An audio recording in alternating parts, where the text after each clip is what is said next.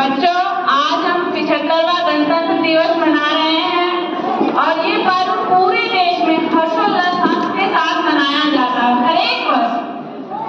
बच्चों, इस वर्ष को प्राप्त करने के लिए यानी इस दिन को मनाने के लिए हमारे वीरों ने बहुत सारी कुर्बानियां दी हैं। हवा चल रही है। उनकी कुर्बानी के